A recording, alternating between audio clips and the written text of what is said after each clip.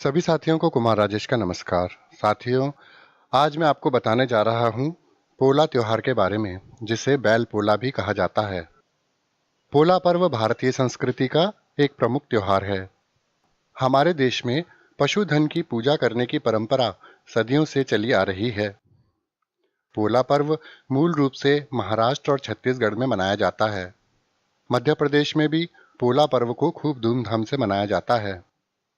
महाराष्ट्र के विदर्भ क्षेत्र में पोला पर्व की धूम देखते ही बनती है।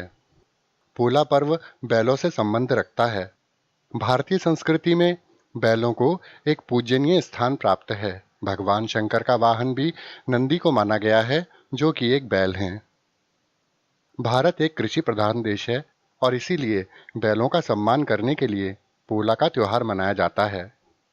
बैल राजा कृषि में हमारी मदद करते हैं और उनके प्रति आभार प्रकट करने के लिए यह त्योहार मनाया जाता है। यह त्योहार भादों की अमावस्या को मनाया जाता है, जिसे महाराष्ट्र में श्रावण अमावस्या कहा जाता है। क्योंकि हमारे देश में दो कैलेंडर चलते हैं, जिसमें एक के अनुसार इस दिन श्रावण अमावस्या होती है और दूसरे कैलेंडर के अनुसार इस दिन भाद्रपद अमावस्या होती है। इस पर्व का एक पौराणिक महत्व भी है। भाद्रपद अमावस्या के दिन कंस ने भगवान कृष्ण को मारने के लिए पोलासुर को भेजा था, जिसे भगवान श्री कृष्ण ने पल भर में ही मार गिराया था। इस दिन पोलासुर का वध हुआ था, इसीलिए इस दिन का नाम पोला के नाम से जाना जाता है। कृषि की दृष्टि से इस पर्व के दौरान खरीफ की फसल की तैयारी हो चुकी होती है। खेतों में निराई गुड़ाई का काम निपट जाता है। ऐसी मान्यता है कि पोला पर्व के दिन अन्न माता गर्भ धारण करती है। धान के पौधों में दूध भर जाता है। बैलों को सम्मान देने के उद्देश्य से किसान पोला पर्व पर बैलों की पूजा करते हैं। एक रात्रि पूर्व गांव के पुजारी और मुखिया गांव की सीमा में स्थित देवी देवताओं की पूजा करते हैं। कई जगह पर यह त्योहार 2 दिन मनाया जाता है। पहले दिन को बड़ा पोला और दूसरे दिन को तान्हा पोला कहा जाता है, यानी बच्चों का पोला। किसानों के लिए यह त्योहार बहुत महत्व रखता है। महाराष्ट्र के लोग बैलों के प्रति कृतज्ञता प्रकट करने के लिए इस त्योहार को मनाते हैं। साल भर बैल राजा किसानों के साथ खेत में काम करते हैं, इसीलिए इस दिन बैलों को आराम दिया जाता है। पोला के एक दिन पहले बैलों को न्योता दिया जाता है। इस दिन किसान बैलों की पूजा करते हैं। जिनके यहाँ खेती नहीं होती, वे लोग मिट्टी से बने बैलों की पूजा करते हैं। बैलों की मूर्ति की पूजा आरती की जाती है। बैलों को नदी या तालाब के किनारे ले जाकर स्नान कराया जाता है। उनके कंधों को हल्दी और तेल से सेका जाता है। उनके कंधों पर हल्दी और तेल लगाया जाता है। बैलों की अच्छे से मालिश की जाती है। उन्हें सजाया जाता है। बैलों को रंग लगाकर और अलग अलग जेवर पहनाकर सजाया जाता है। बैलों को शॉल उड़ाई जाती है। गले में माला और हार पहनाए जाते हैं। पैरों में चांदी के कड़े पहनाए जाते हैं। बैलों के पैरों को घुंघरू आदि से सजाया जाता है।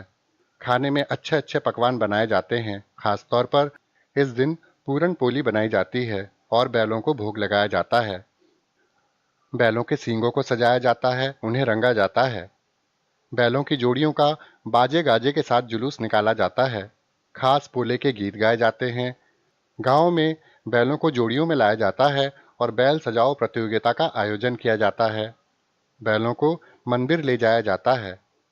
फिर जब बैल मंदिर से घर वापस आते हैं तो घर की स्त्रियां बैलों की पूजा करती हैं।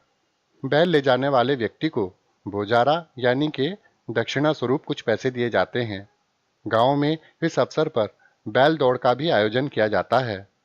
विदर्भ में अगले दिन तान्हा पोला भी मनाया जाता है। पोला त्योहार से 4-5 दिन पहले ही बाजार में मिट्टी और लकड़ी के बैल बिकने के लिए आ जाते हैं। लोग उन्हें खरीदकर अपने घर लाते हैं और उसकी पूजा करते हैं। दूसरे दिन यानी कि तान्हा पोला के दिन बच्चे अपने अपने बैलों को सजाकर खुद भी अलग अलग वेशभूषा धारण करके प्रतियोगिता में शामिल होते हैं। इसकी तैयारी एक हफ्ते पहले से ही शुरू हो जाती है। बच्चों में बहुत उत्साह रहता है। बच्चों के साथ उनके माँ बाप भी सभी तैयारियों में जुटे होते हैं। लकड़ी के बैल, जिसे नंदी कहा जाता है, उसे सजाया जाता है। यह लकड़ी के नंदी बैल छोटे आकार से लेकर असली बैल जितने ऊंचे भी होते हैं। शाम को पोला फूटने के बाद इन सजाए हुए नंदियों के साथ अलग अलग वेशभूषा में बच्चे प्रतियोगिता में भाग लेते हैं। खेलकूद किया जाता है, फिर सभी बच्चों को प्रसाद और उपहार देकर सम्मानित किया जाता है। बैलों की आरती उतारी जाती है और बच्चों को मिठाई और बोजारा यानी दक्षिणा देने का रिवाज है। इसका उद्देश्य बच्चों को खेती और खेती में काम करने वाले बैलों के प्रति आदर निर्माण करना और उनका महत्व बताना है। जैसा कि मैंने बताया कि त्योहार में बैलों को नहलाया जाता है, उनकी तेल से मालिश की जाती है, शॉल, घंटियों और फूलों से उन्हें सजाया जाता है। उन्हें नई लगाम और रस्सियां मिलती हैं। सजे हुए बैल और बैलों की जोड़ियों को संगीत और नृत्य के साथ जुलूस में गांव के मैदान में लाया जाता है। सबसे पहले एक वरिष्ठ बैल की पूजा होती है, जिसके सींग पर एक माखर बंधा होता है। यह एक लकड़ी जैसा फ्रेम होता है। यह बैल एक तोरण को तोड़ता है। तोरण आम के पत्तों से बनाई जाती है और इसके बाद गांव के सभी अन्य बैल इसके पीछे चलते हैं। गांव के घरों और दरवाजों के ऊपर रंगोली और तोरण से सजावट की जाती है। ज्यादातर स्थानों पर बैल सजाओ प्रतियोगिता का आयोजन किया जाता है।